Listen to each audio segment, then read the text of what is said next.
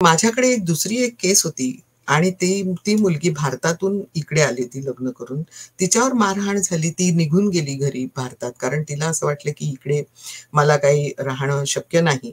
आणि ती जेव्हा गेल्यानंतर मग तिला लक्षात आलं, की आपण ह्या देशामध्ये राहू शकतो. कारण माझ्यावर हे डोमेस्टिक अब्यूज झालेला आहे. ती पुन्हा इकडे आली आणि ती व्हिजिटर व्हिसावर आली. कारण तिच्याकडे व्हिसा संपलेला होता.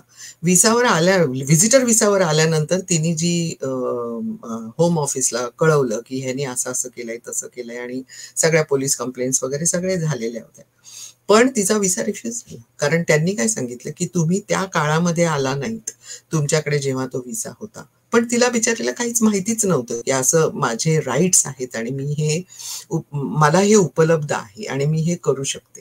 त्याच्यामुळे ह्या सगळ्या गोष्टी तिच्या बाबतीमध्ये घडल्या. पण बऱ्याच महिला जर तग धरून राहिल्या, तर त्यांना खूप त्रास होतो. कारण इकडे तुम्हाला काम करायचे राइट्स नसतात, एकदा तुमचा व्हिसा गेला की. आणि काम करायचे राइट्स नसल्यानंतर तुम्ही पैशासाठी अवलंबून राहता. आयदर तुमच्या मध्ये किंवा मग इकडचे फ्रेंड्स अँड दुसरे कोणी नवीन तुम्ही मित्र-मैत्रिणी केले असाल, तर त्यांच्यावर तुम्ही अवलंबून राहता किंवा मग आमच्यासारख्या ऑर्गनायझेशन्सवर, की जिकडे आम्ही तुम्हाला मदत करू शकतो आणि सांगू शकतो, की ह्याच्यातून पुढे काय मार्ग निघू शकतो. पण आहेत चांगल्या गोष्टी परदेशामध्ये, पण डोमेस्टिक अब्यूज झाल्यानंतरच्या गोष्टी ज्या आहेत त्या फार अशा महिलेला अडकवून ठेवतात सगळ्या गोष्टींमध्ये आणि त्यांना त्याच्यातून बाहेर पडताना अतिशय त्रास होतो.